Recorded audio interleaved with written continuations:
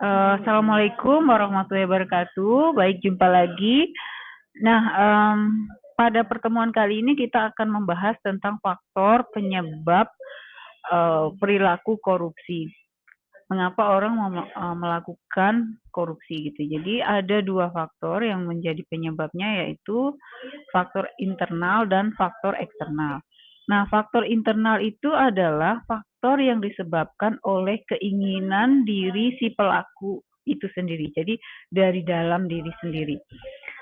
Nah, yang pertama, faktor internalnya adalah karena sifat kepribadian yang rakus. Jadi, rakus ini adalah perbuatan yang ingin memperoleh lebih banyak dari yang diperlukan.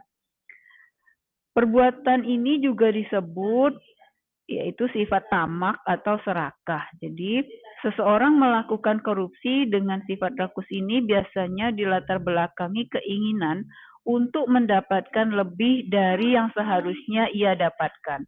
Jadi ada keinginan untuk terus menambah gitu ya, dan tamak gitu. Jadi kalau udah kayak misalnya udah dapet honor 10.000 pengen jadi 100, dapat 100 pengen 1 juta, 1 juta pengen 2 juta, seperti itu. Nah, sifat tamak atau rakus ini itu bisa membuat orang tergiur untuk melakukan korupsi. Yang kedua adalah kurangnya akhlak dan moral. Nah ini ya, jadi faktor akhlak dan moral ini juga dianggap sebagai faktor internal karena itu kan per individu ya, masing-masing orang gitu. Jadi setiap anak yang lahir di dunia ini itu pasti mendapatkan pelajaran tentang hal baik dan hal buruk gitu ya.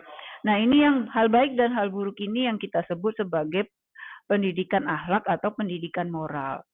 Nah, pendidikan akhlak dan moral ini biasanya kita dapatkan dari orang tua atau dari lingkungan sekitar, baik di sekolah atau di lingkungan tempat tinggal. Seseorang yang melakukan korupsi itu biasanya menyimpang dari ajaran moral tersebut, gitu ya. Jadi dari ajaran baik dan buruk itu tadi. Korupsi merupakan perbuatan yang tidak baik, bahkan dianggap tercela. Oleh sebab itu, orang yang melakukan korupsi dapat dikatakan sebagai orang yang tidak berakhlak atau tidak bermoral. Gitu ya. Baik, faktor yang ketiga adalah iman yang lemah. Orang yang lemah imannya ini sangat rentan terpengaruh hal-hal yang berbau kejahatan.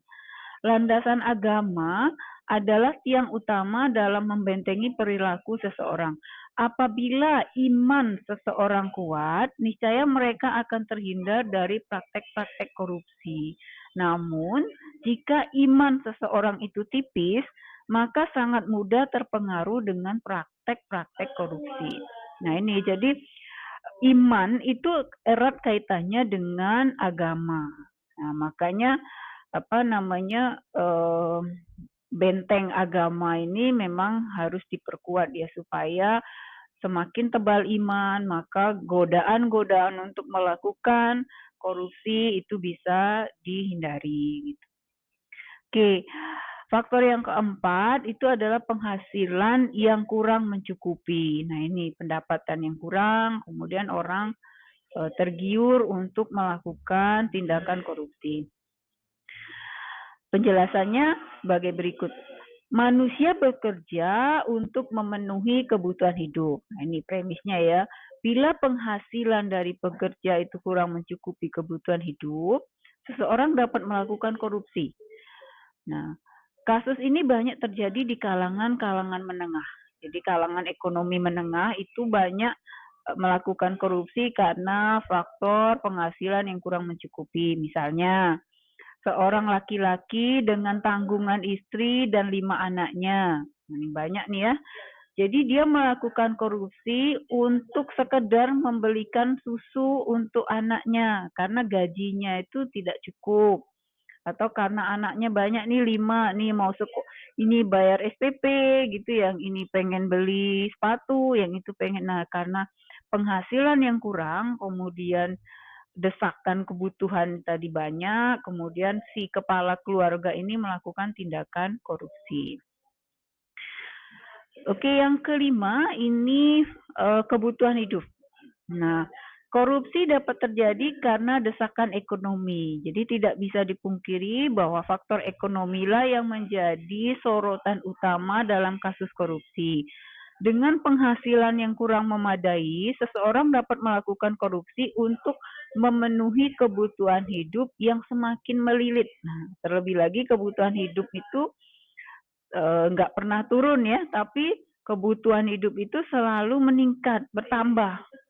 Nah, apalagi akhir-akhir ini kan harga-harga kebutuhan pokok itu naik. Nah, ini juga akhirnya kebutuhan hidup juga meningkat dari misalnya harga sampo cuma 10.000, kok sekarang 15.000 misalnya, atau dulu pulsa cukup sekian, kemudian sekarang naik. Nah, ini akhirnya kebutuhan hidup juga semakin banyak. Nah, sehingga orang melakukan korupsi gitu ya untuk memenuhi kebutuhan hidup tersebut. Kemudian selanjutnya adalah menuruti gaya hidup atau lifestyle. Nah, ini banyak orang melakukan, kadang orang kalau di atas tadi kan karena memang kebutuhan, tapi kalau ini karena kebutuhan gaya hidup yang nggak berlebihan gitu ya. Jadi bukan bukan gaya hidup yang sederhana, tapi gaya hidup yang wah. Nah ini, karena kebutuhan gaya hidup ini itu merupakan perilaku yang dilakukan untuk membentuk citra diri dan merefleksikan status sosial seseorang.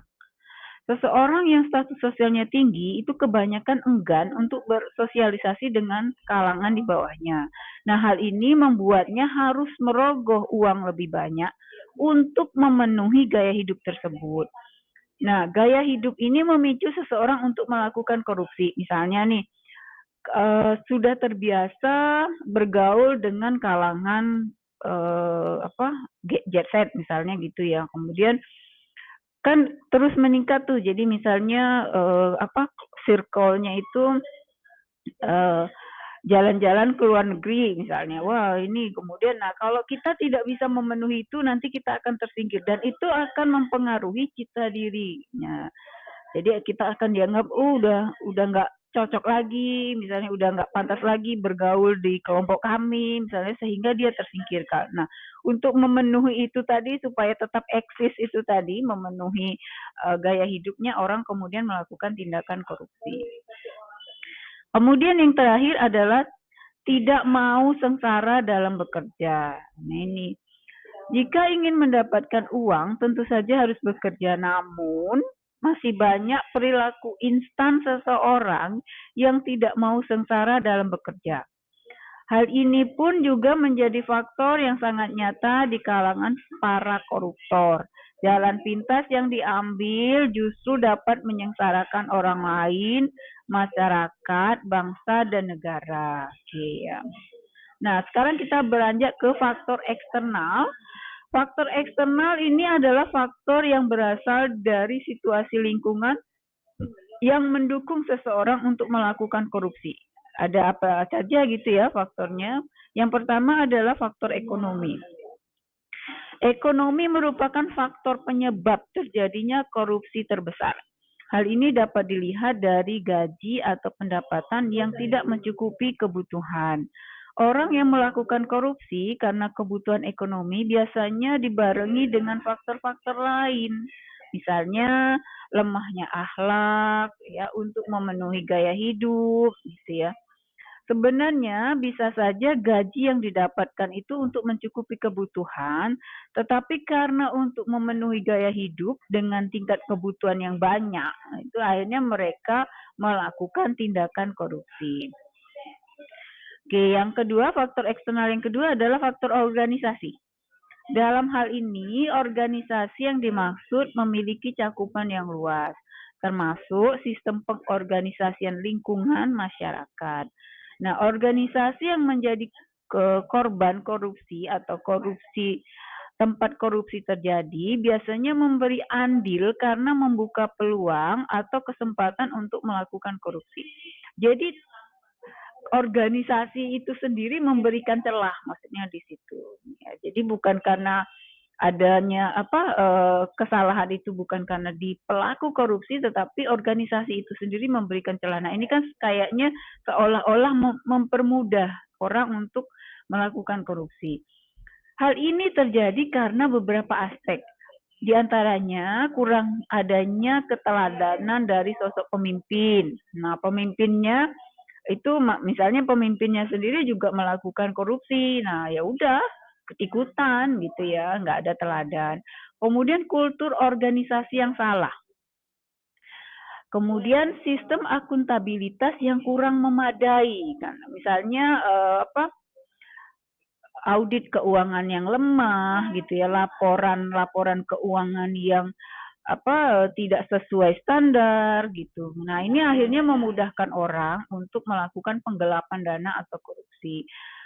Serta manajemen organisasi yang tidak terarah, yang kurang terarah. Misalnya laporan keuangan seharusnya kemana, siapa yang ngecek, misalnya gitu ya. Nah, ini nggak ada sistem yang seperti itu. Manajemennya kacau, sehingga banyak celah orang bisa melakukan korupsi. Oke, faktor yang eksternal yang ketiga adalah faktor politik. Nah, politik itu juga merupakan salah satu penyebab terjadinya korupsi. Hal ini dapat dilihat dari instabilitas politik dan kepentingan para pemegang kekuasaan. Kasus suap serta politik uang juga santer terdengar oleh masyarakat. Persaingan dan kompetisi politik merupakan salah satu penyebab korupsi, terutama di kalangan para elit politik.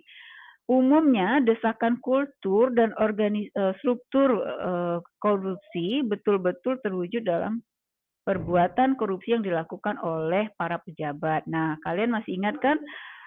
Kita baru-baru ini melakukan pemilihan umum, itu kan? Nah, pasti kalian sudah sering mendengar istilah serangan pajar. Nah, ini ya, jadi orang para caleg ini memberikan sejumlah uang kepada calon pemilih agar mereka mau memilih mereka kelak. Nah, ini kan tentu caleg ini sudah mengeluarkan modal yang cukup besar ya.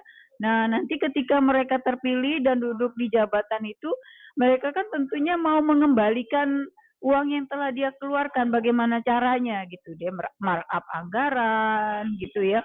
Kemudian mempermainkan proyek kayak gitu. Nah, inilah yang menjadi celah korupsi. Oke. Yang selanjutnya yang keempat, faktor eksternal yang keempat adalah faktor perilaku masyarakat. Nah, pembiaran masyarakat terhadap praktik-praktik korupsi itu menjadi jalan mulus bagi para koruptor. Jadi masyarakat itu tahu, tapi mereka biarin aja lah. Nah, ini bisa kita katakan bahwa masyarakat itu sendiri menjadi bagian dari korupsi itu tadi karena perilaku pembiaran. Oke, yang kelima atau yang terakhir ini ya adalah faktor hukum. Nah, faktor hukum dalam korupsi dilihat dari dua sisi, yaitu perundang-undangan yang dan lemahnya penegakan hukum. Dalam pelaksanaan penegakan hukum masih banyak tindakan dan aturan yang bersifat diskriminatif, berpihak, tidak adil, rumusan tidak jelas, tumpang tindih dengan peraturan yang lain. Nah, walaupun demikian seharusnya masyarakat sadar akan aturan hukum. Nah, ini karena faktor hukum yang tidak adil ini tadilah akhirnya orang dengan mudah misalnya melakukan korupsi karena mereka nggak takut karena bisa nanti juga nggak bakal ketangkep gitu karena hukumnya bisa dibeli gitu ya karena berpihak gitu. Nah, baiklah demikian penjelasan yang dapat saya berikan. Nanti silakan dikerjakan tugasnya. Anda cari satu kasus korupsi yang terjadi di Indonesia, kemudian Anda ulas, temukan faktor-faktor penyebab perilaku korupsi tersebut, baik faktor internal atau eksternal. Berikan dukungan sumber referensi atau pendapat ataupun alasan Anda mengapa ini misalnya perilaku ini si A melakukan korupsi karena faktor politik. Nah, itu sumbernya bisa Anda cari di berita koran yang bisa Anda dapatkan di cari aja nanti di Google. Demikian presentasi yang dapat saya sampaikan ya dalam pertemuan kuliah kali ini. Sampai jumpa di pertemuan berikutnya. Assalamualaikum warahmatullahi wabarakatuh.